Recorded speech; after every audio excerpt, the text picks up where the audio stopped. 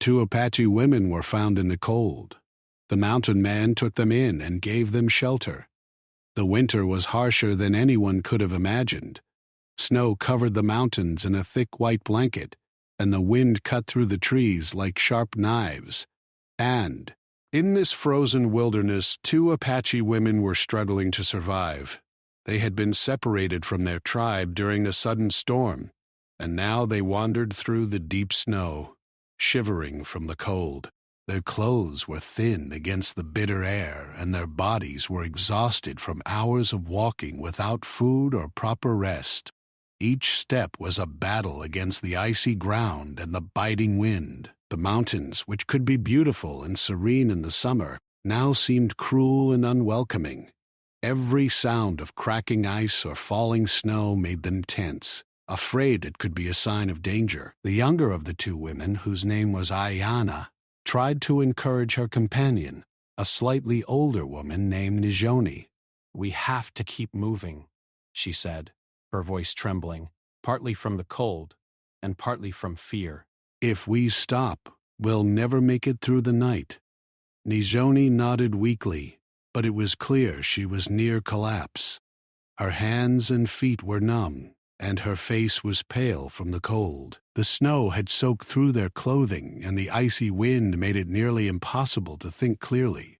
They tried to follow what they thought was the right path, hoping it would lead them back to safety, but the storm had erased all familiar signs. Hours passed slowly, each minute dragging as the sun began to sink behind the jagged peaks. The temperature dropped even further, and they began to lose hope. Hunger gnawed at their stomachs, but more urgent was the fear of freezing to death. Their fingers and toes had become stiff and painful from frostbite, and each movement required great effort. Every time they stumbled, it became harder to get up again. The snow seemed endless, stretching in every direction, and the mountains, which had once been guides for their travels, now felt like a maze designed to trap them. Meanwhile, in a small wooden cabin nestled deep in the mountains, a man named Thomas lived alone. He was a mountain man, a man who had spent most of his life in the wilderness, learning how to survive where others could not. He knew the forest like the back of his hand. He knew where to find food, how to start a fire in the snow, and how to stay warm even when the temperatures dropped far below freezing. He was used to solitude and had learned to respect the mountains and their dangers. But despite his rugged exterior and independent life, Thomas had a heart that cared deeply for those in need. He had often helped travelers who were lost or injured, knowing that in the wild, even a small act of kindness could mean the difference between life and death. On this particular day, Thomas was outside checking his traps when he noticed something unusual. Fresh footprints in the snow heading toward the trees near his cabin caught his attention. He knew that few people dared to travel in this weather, especially women alone. Concerned, he followed the tracks carefully, moving quietly so as not to startle anyone. As he approached a small clearing, he saw the two women. They were barely moving, their bodies hunched against the wind, faces pale, and eyes wide with exhaustion and fear. They were lost, freezing, and on the verge of collapse. Without hesitation, Thomas called out to them. At first, the women were startled, unsure if he meant harm. But his voice was calm and reassuring, and there was a gentle warmth in his tone that helped ease their fear. Slowly they turned and saw him standing a short distance away, his coat thick and his face partially covered with a scarf to protect against the cold. He extended his hand and motioned for them to follow. "Come with me," he said simply. "You'll be safe." The women exchanged a glance. They were too tired and cold to argue, and they knew they had little choice. With careful, unsteady steps, they followed Thomas through the deep snow. Every step was difficult, but the thought of shelter and warmth gave them the strength to keep moving. Thomas helped them over fallen logs and icy patches, never leaving their side. Along the way, he talked quietly, offering words of encouragement and reminding them to keep breathing steadily. His presence alone gave them a sense of hope they had not felt for hours. Finally, they reached his cabin. The wooden structure looked small and modest, but to the women it was a beacon of safety. Thomas quickly opened the door, and a wave of warm air greeted them. The fire in the hearth crackled, filling the room with light and heat. Blankets were ready, stacked neatly on a bench, and a kettle of water had already begun to warm. Thomas guided the women inside, helping them sit near the fire. They sank onto the floor, shivering uncontrollably, and Thomas wrapped them in thick blankets. He handed them cups of warm broth, which they accepted eagerly, drinking slowly to avoid burning themselves.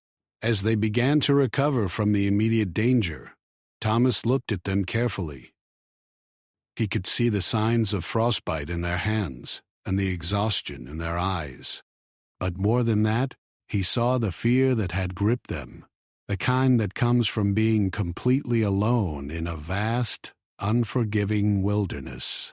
He spoke softly, explaining that they were safe now, that they could rest and regain their strength before deciding what to do next. The women listened, their trust growing with every word. Slowly, the tension in their bodies began to ease, and they felt a small but significant relief. That evening, as the snow continued to fall outside, Thomas sat with the women by the fire. He offered them warm food and encouraged them to tell their story when they felt ready. Ayana, the younger woman, began to speak, describing the storm and how they had become separated from their tribe. Nijoni added details about their struggle through the snow, the fear of wild animals, and the pain from the cold. Thomas listened carefully, never interrupting, offering only comfort and understanding. In that small cabin, the women felt something they had not felt in a long time: safety, warmth, and compassion. Night fell, and the storm outside raged on, but inside the cabin, there was a fragile sense of peace. The women huddled near the fire, feeling the heat seep back into their frozen bodies. Thomas checked the fire regularly and made sure they had enough blankets. He even prepared a small bed for them on the floor, using soft furs to make it as comfortable as possible. The women, exhausted beyond measure, finally drifted into a deep sleep, feeling for the first time in hours that they might survive the night. Outside, the wind howled and the snow fell thick and fast, but inside, the cabin was a haven. The women's journey through the frozen mountains was far from over, but for now they were safe. They had been rescued from the brink of disaster by a stranger, a man who had shown them kindness when the world outside had seemed cruel and unforgiving. And in that moment, a connection was formed, a quiet bond between three people brought together by circumstance and the simple act of compassion.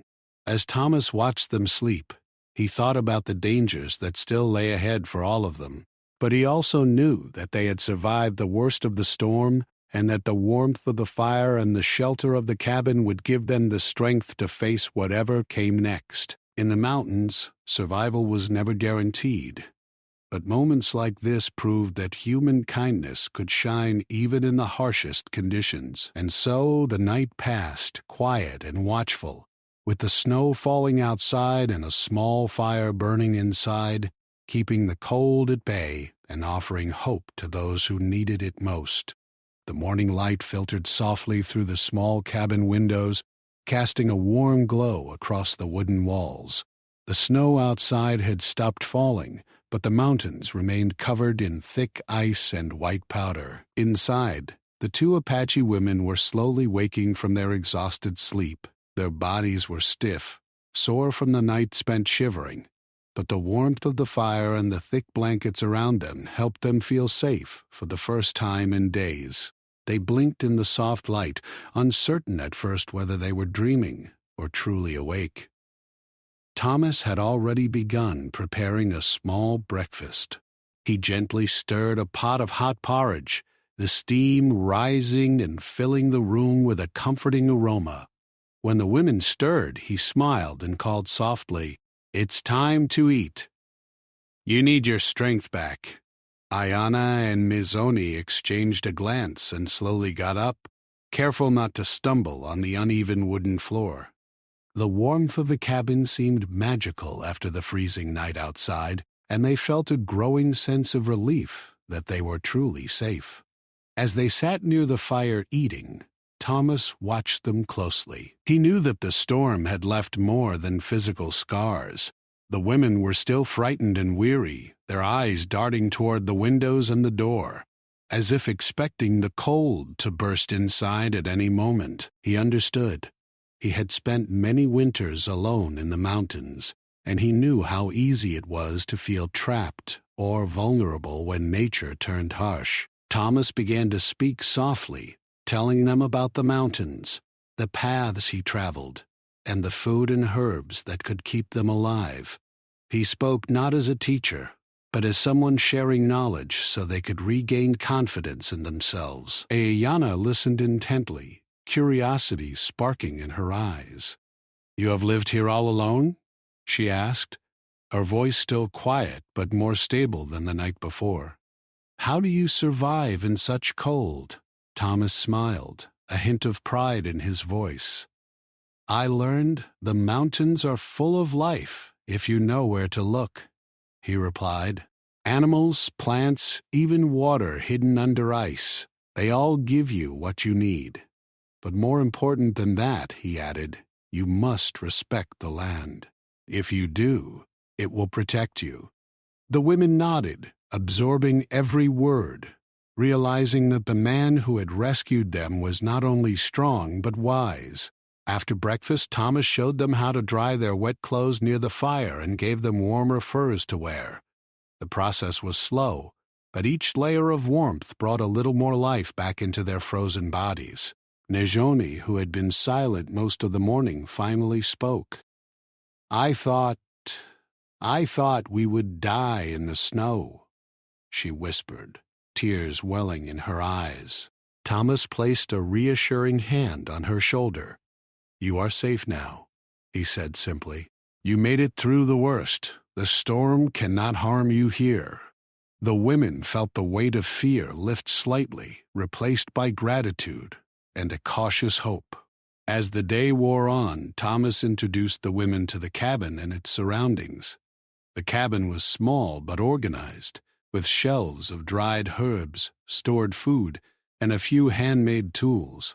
Each item had a purpose, and Thomas explained how to use them. He showed them how to gather water from a nearby stream that had not frozen over, how to check traps for food, and how to safely start a fire using small twigs and dry bark. The women watched closely, absorbing everything like sponges. Even though they had survived in the wild before, Thomas's knowledge seemed extraordinary, and they realized that learning from him could mean the difference between life and death in the mountains. While the women learned, Thomas also learned about them. He asked gently about their lives, their tribe, and their journey before the storm. Ayana spoke of her family, describing the traditions of the Apache people, the dances, songs, and daily routines that kept their community strong. Mijoni added stories of the elders, the lessons they had taught her, and the skills she had learned to survive in the wilderness. Thomas listened with fascination, realizing that these women carried not just physical strength, but a deep cultural knowledge that was rare and precious. By the afternoon, the women were able to move more freely in the cabin.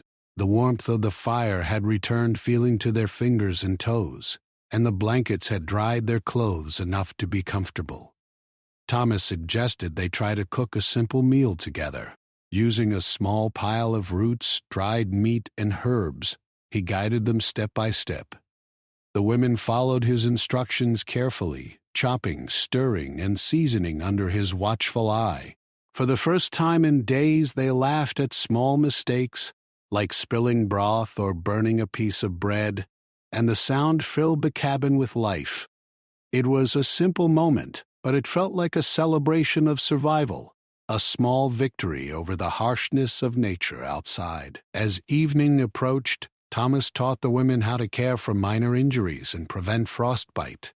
He showed them how to recognize the signs of hypothermia, how to treat blisters, and how to massage frozen muscles. The women practiced under his guidance, their confidence growing with each demonstration. For them, learning these skills was empowering. They were no longer just victims of the storm. They were becoming capable survivors, guided by the wisdom of someone who had lived through many winters alone. During the quiet moments, Ayanna asked Thomas about his life in the mountains. He shared stories of hunting, tracking, and surviving alone. But he also spoke about loneliness and the rare moments of connection that had made life meaningful. The women listened intently, sensing that Thomas's kindness was not just a duty, but a reflection of his character. They began to feel a deep respect for him, seeing him as a protector and a teacher. In turn, Thomas felt a growing attachment to them, moved by their resilience and the quiet courage they had shown in the storm. Night fell once again, colder than the day but less frightening this time. The women sat by the fire, wrapped in furs and blankets, sharing small pieces of their past. Thomas added small stories of his own, tales of survival, the mountains, and the wildlife he had encountered over the years. Together they created a small community within the cabin, a temporary family bound by circumstance and mutual respect. Outside, the snow lay undisturbed, but inside, warmth and life flourished. Before they went to sleep, Thomas made sure the women had enough food and water for the night. He reminded them to rest and assured them that tomorrow they would continue learning how to navigate the mountains safely. Ayanna and Nijoni thanked him sincerely, their gratitude evident in their voices and expressions.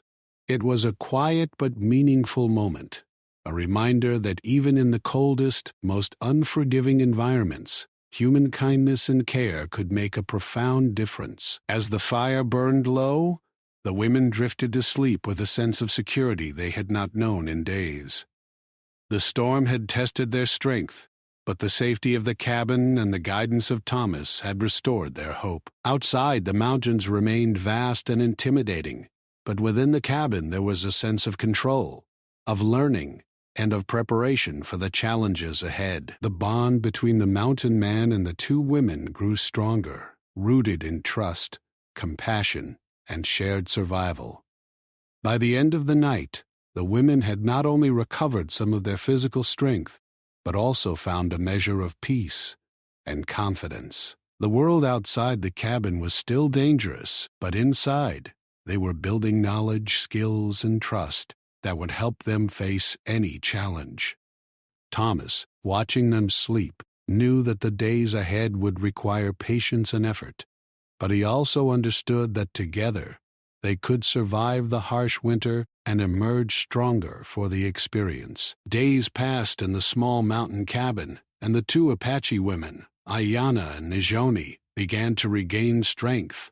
The fire's warmth, Thomas's care, and nutritious food helped them feel alive again. Each morning the sun rose over snow-covered peaks, and the light danced across the cabin walls. For the first time in what felt like an eternity, the women could breathe without panic.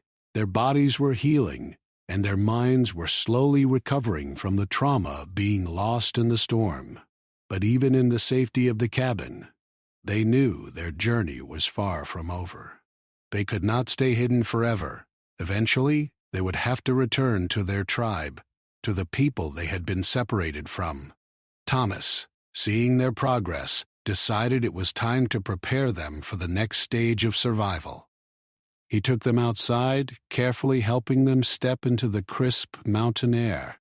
The wind was still cold, but the bright sunlight made the snow glisten like tiny diamonds. He showed them how to walk safely on the icy ground, placing their feet carefully and using small sticks as supports when needed. At first, their movements were clumsy and fearful. Nijoni almost slipped on a patch of ice, but Thomas quickly steadied her. "Take your time," he said gently. "The mountain will respect careful steps." Slowly, they learned to move with balance and caution, building confidence with every stride. Thomas also taught them how to read the landscape. He pointed out landmarks, like a jagged rock shaped like a bear, a frozen stream that could be used for water, and the direction of the sun to find their way. The mountains are full of signs, he explained. If you know where to look, they guide you. The women listened intently, understanding that survival was not just about strength, but also about knowledge. They began to notice small details, the footprints of animals, the sound of ice cracking under weight, the subtle changes in snow texture. Each observation gave them a little more confidence that they could navigate the mountains safely. While they learned about the land, Thomas also focused on their emotional recovery. He encouraged them to talk about their fears and their hopes. Ayana admitted that she had felt certain she would never see her tribe again. Nijoni shared how alone and scared she had felt, believing that the mountains were trying to trap them forever. Thomas listened without judgment, offering only gentle words of comfort. You survived, he reminded them. That is proof of your strength. The mountains did not defeat you. You are stronger than you know. Hearing this, the women felt a spark of hope that they had not felt since the storm began. Over the next few days, the women learned essential survival skills. Thomas showed them how to gather firewood safely, how to identify edible plants, and how to hunt small game without harming themselves. They practiced setting simple traps and preparing food over an open fire. Each skill they mastered gave them a sense of accomplishment and independence. The fear that had weighed them down for so long slowly lifted, replaced by curiosity and determination. Ayana and Nizoni began to feel that they could survive on their own if needed, yet they also knew they were fortunate to have Thomas's guidance. Evenings in the cabin were filled with stories and laughter. Thomas shared tales of the mountains, of animals he had tracked, and of storms he had endured. The women shared stories of their childhoods, their families, and the traditions of their people. They described dances, songs, and ceremonies that had kept their tribe strong for generations. These stories were more than entertainment. They were lessons, reminders of resilience, and a way to keep their spirits alive. Together they created a small, warm community within the cabin, a safe place in the middle of a vast, unforgiving wilderness. Despite their growing strength and confidence, Thomas knew the real challenge lay ahead, leaving the cabin and navigating the mountains to find the women's tribe. He explained to Ayana and Nizoni that the journey would be difficult. They would face icy rivers, steep cliffs, and possibly encounters with wild animals. But you are ready, he said. I will guide you every step of the way. We move carefully, one step at a time, and we will succeed. The women nodded, feeling a mixture of excitement and nervousness. The thought of finally returning to their people was thrilling, yet the fear of the unknown still lingered. Preparation for the journey took several days. Thomas packed supplies carefully, dried meat, roots, and water for the women, as well as extra blankets and furs. He showed them how to carry supplies efficiently without tiring themselves too quickly. They practiced walking with the packs, adjusting to the weight and learning how to balance on icy paths. Each day their muscles grew stronger and their movements more sure. The confidence they gained was not just physical, but also mental. They knew that with knowledge, preparation, and trust in each other, they could face the mountains safely. When the day finally came to leave the cabin, Thomas guided them out into the sparkling winter landscape. The sun shone brightly on the snow, making the mountains appear both beautiful and intimidating. The women took a deep breath, feeling the crisp air fill their lungs. Their journey was just beginning, and each step carried them further from the safety of the cabin and closer to the unknown. Yet they felt ready. They had learned how to move, how to observe, and how to survive. More importantly, they had learned that they could rely on each other and on Thomas. As they moved through the snow, Thomas taught them how to step carefully over hidden ice patches, how to cross shallow streams without slipping, and how to find tracks of animals that could indicate food or danger. The women followed his instructions closely, their eyes alert to every detail. Along the way, they discovered the beauty of the mountains, the sparkle of sunlight on ice, the quiet of the forest, and the distant call of birds breaking the silence. Even in the harsh winter, the mountains had wonders to offer, and the women began to appreciate them as they moved cautiously but steadily toward their goal. During the journey, the women faced their first real challenge. A narrow, icy path along a steep cliff required careful navigation. One misstep could result in a fall. Thomas went first, testing the snow's stability, then guided the women one by one, steadying them when needed.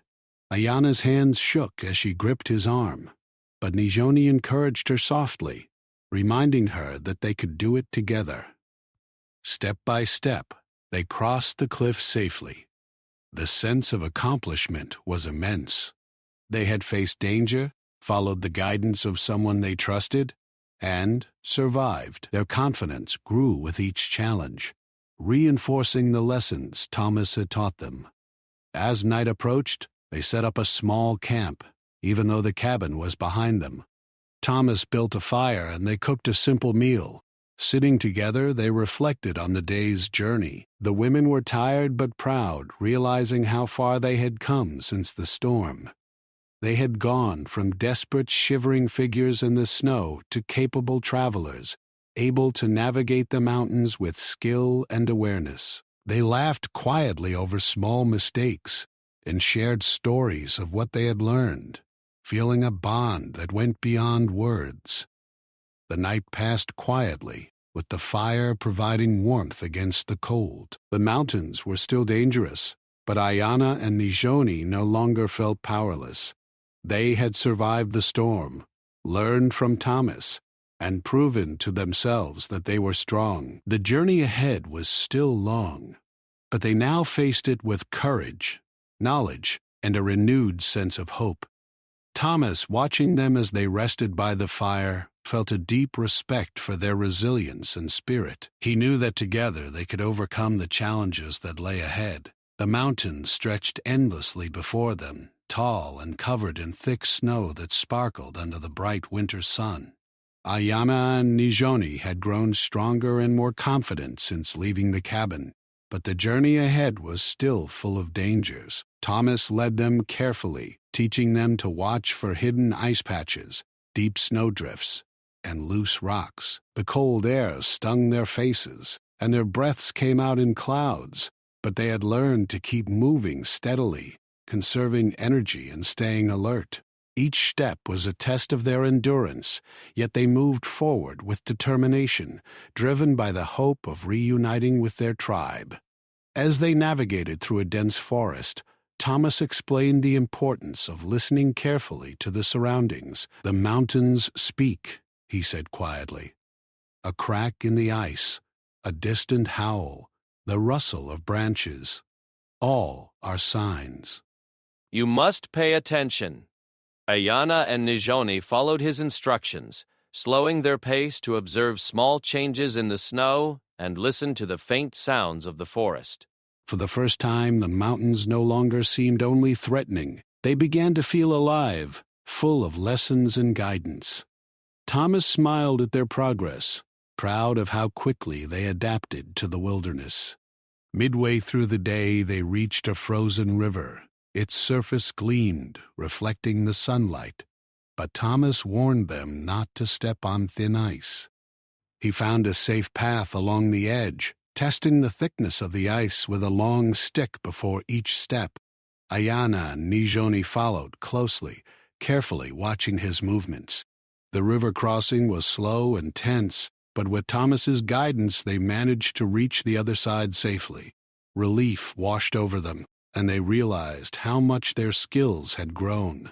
They were no longer helpless victims of the mountains. They were capable travelers who could face danger with careful planning and teamwork. While traveling, Thomas shared more about the mountain's secrets. He showed them how to spot animal tracks in the snow, explaining which creatures were harmless and which could pose a threat. He taught them how to gather edible plants hidden beneath the snow and how to melt ice safely for drinking water. Ayana and Nijoni absorbed every lesson, amazed at the wealth of knowledge Thomas had gained from years of living in isolation. They practiced diligently, setting small traps for rabbits and learning to recognize different herbs. Each success, no matter how small, boosted their confidence and strengthened their bond with Thomas. As the afternoon approached, the sun began to dip behind jagged peaks, casting long shadows over the snow-covered landscape. The air grew colder, and the mountains became quieter, as if holding their breath. Thomas decided it was time to find a safe place to rest for the night.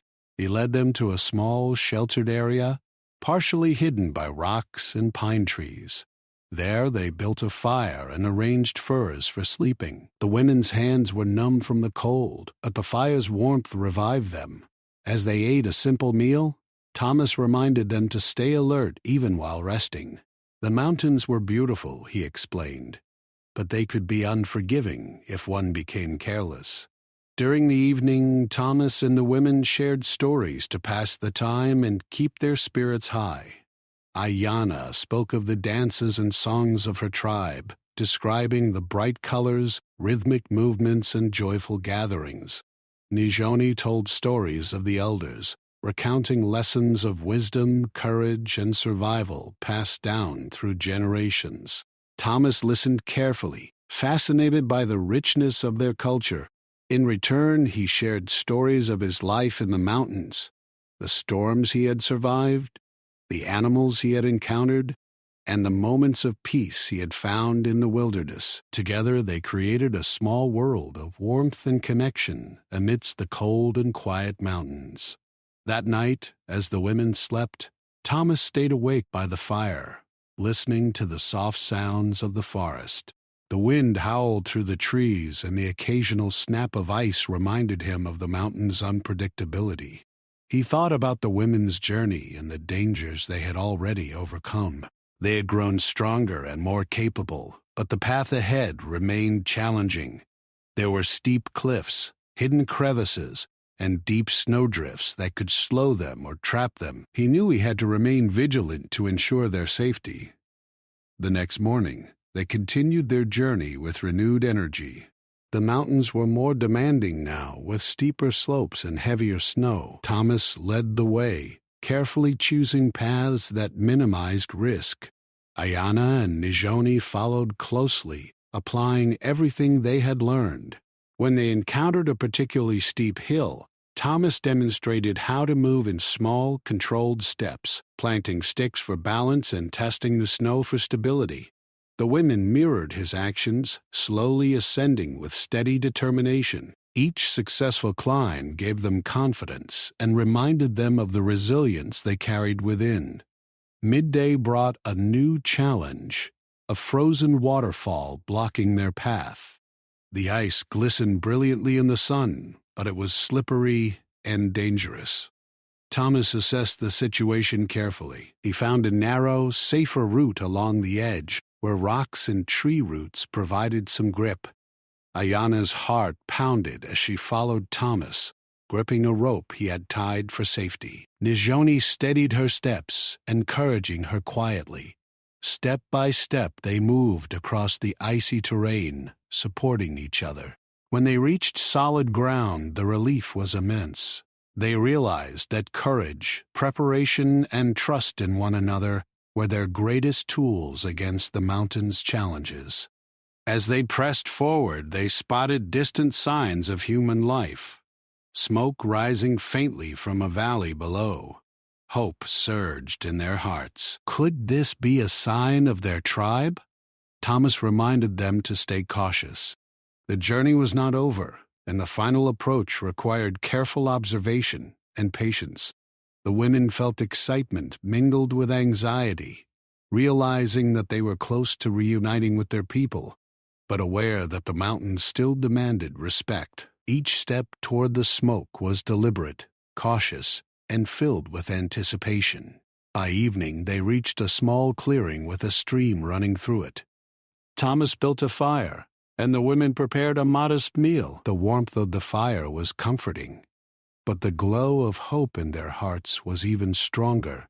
They talked quietly about what they would say to their tribe, how they would explain their survival, and how they had grown through the journey. Ayana and Nijoni realized that the mountains had not only tested their bodies but also strengthened their spirits. They were no longer the same women who had wandered lost and shivering days before. They had become survivors, confident and capable. That night, the stars shone brightly above the mountains, clear and crisp against the dark sky. The wind whispered through the trees, and the snow glimmered under the starlight. Inside the small camp, the women slept peacefully, their trust in Thomas absolute. He remained vigilant by the fire, reflecting on the journey so far, the challenges they had overcome, the lessons they had learned, and the courage they had shown all made him proud. He knew that the final stage of their journey, the reunion with their tribe, was still ahead, but he also knew that the women were ready. With the dawn of the next day, the journey would continue, and the mountains would present new challenges. But Ayana, Nijoni, and Thomas had already proven that through knowledge, preparation, courage, and mutual trust, even the most daunting obstacles could be overcome.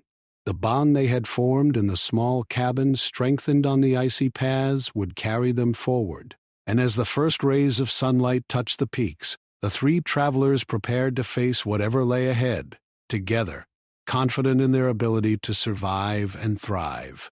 The morning air was crisp, carrying the faint scent of pine and melting snow.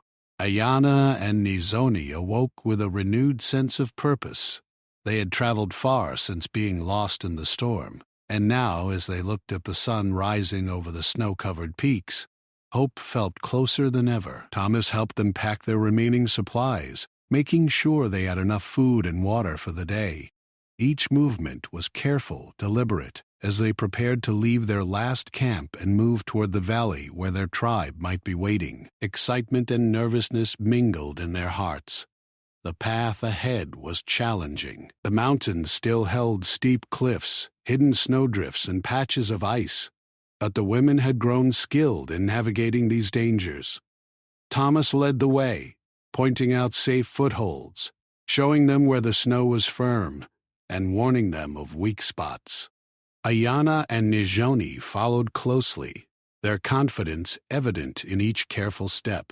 The months of learning, surviving, and trusting each other had transformed them from frightened wanderers into capable travelers, prepared to face even the most difficult obstacles. As they descended toward the valley, they began to see signs of life, faint trails in the snow, footprints of animals, and the glimmer of smoke rising in the distance. Ayana's heart raced. Could this be their tribe? Nijoni's hand trembled slightly as she clutched the pack straps, but her eyes sparkled with hope. Thomas motioned for quiet as they approached, making sure they observed carefully before moving closer. The smell of wood smoke was stronger now, carrying the promise of warmth, shelter, and family. After days of cold, isolation, and fear, the valley below felt like a dream of home. Carefully they crept down the last slope, moving silently to avoid startling anyone. As they approached, figures became visible. Men, women, and children moving around a small cluster of huts. The women recognized the traditional patterns of clothing, the way the fires were arranged, and the familiar sounds of their language. Ayana's breath caught in her throat. Nijoni's eyes filled with tears of relief. After days of struggle, the mountains had finally led them home. Thomas stayed a short distance back, allowing the women to take the first steps toward reunion while remaining a watchful protector. Suddenly, a woman spotted them and shouted, calling out their names. Ayana and Nijoni ran forward, their feet moving faster than ever despite the snow. Families gathered quickly, and the women were embraced by relatives who had feared they were lost forever. Tears flowed freely, and voices raised in joy and relief. The warmth of the fires, the embrace of loved ones, and the laughter of children created a stark contrast to the cold, lonely nights they had endured. The reunion was everything they had imagined and more, a moment of pure happiness and gratitude. Thomas stepped forward slowly, unsure how his presence would be received. But instead of fear or suspicion, he was greeted with curiosity and respect. The tribe listened intently as the women told the story of their survival, the storm, the wandering in the snow, and how Thomas had found them, given them shelter, and guided them safely through the mountains. The tribe was astonished. Gratitude and admiration filled the air. Thomas, who had lived alone for so many years, felt a warmth in his heart that rivaled the fire's glow. He had helped the women survive, and now he witnessed the joy of their safe return. The tribe offered Thomas food, shelter, and the honor of joining in their celebrations. Though he had spent most of his life alone, he felt a connection he had never known. Ayana and Nizoni introduced him to elders and family members, speaking of his courage, wisdom, and kindness. The tribe recognized not just his survival skills, but the compassion he had shown, giving safety to strangers in the coldest, harshest conditions. Thomas, who had once valued solitude above all else, realized the joy of shared humanity, of helping others without expectation. It was a lesson as profound as any he had learned from the mountains. The days that followed were filled with celebration, storytelling, and laughter. The women shared their experiences of the storm, the cabin, and the treacherous journey, highlighting Thomas's guidance and care. The tribe marveled at the survival skills they had learned and honored the courage of both women and man. Songs were sung, fires burned brightly, and the air was filled with joy. Ayana and Nizoni were once again part of their community, their faces glowing with relief and happiness. Thomas, standing quietly among them, felt a sense of belonging he had never expected to find. In quiet moments, away from the celebrations, Thomas spoke with the women. Ayana thanked him for giving them hope when all seemed lost, and Nizoni expressed gratitude for his patience, guidance, and courage. The bond formed in the cabin, strengthened through days of hardship, had become unbreakable. Thomas realized that his life in the mountains had been meaningful, but this experience, saving lives, teaching skills, and witnessing the joy of reunion, had added a new depth of purpose. The women's lives had been forever changed, and so had his. Weeks later, the mountains, once a place of isolation and danger, became a symbol of resilience and survival. Ayana and Nizoni had regained their strength, rejoined their tribe, and shared the lessons they had learned with others. They spoke of Thomas's kindness, his knowledge of the wilderness, and the courage it took to face the storm. The tribe honored him as a friend and protector, a man who had ventured out of solitude to offer warmth and safety. Thomas returned to his cabin in the mountains, but now he carried with him a sense of connection, pride, and purpose. The journey had tested each of them, physically, mentally, and emotionally, but it had also shown the power of compassion, preparation, and trust. The women had faced the cold, learned survival, and relied on one another, while Thomas had guided them with patience, wisdom, and courage. Together, they had overcome a challenge that seemed impossible, proving that even in the harshest conditions, hope, human kindness, and determination could triumph. Years later, the story of the storm and the mountain man who saved the two Apache women became a tale told around fires, both within the tribe and among travelers who heard of the mountain's dangers and wonders. It was a story of survival, trust, and the unexpected bonds formed. when people come together in times of need. Ayanna and Nijoni carried the lessons they had learned throughout their lives, passing them to future generations, while Thomas continued to live in the mountains, forever changed by the courage and resilience he had witnessed. The mountains remained cold, quiet, and vast, but for those three, they would always symbolize strength, hope, and the enduring power of compassion. The women had returned to their people, carrying stories of survival and courage. Thomas had returned to his solitary life, yet he now understood the value of connection and kindness. Their lives, intertwined by chance and hardship, had created a story of hope that would be remembered for generations, a reminder that even in the darkest, coldest moments, help, care, and courage could light the way.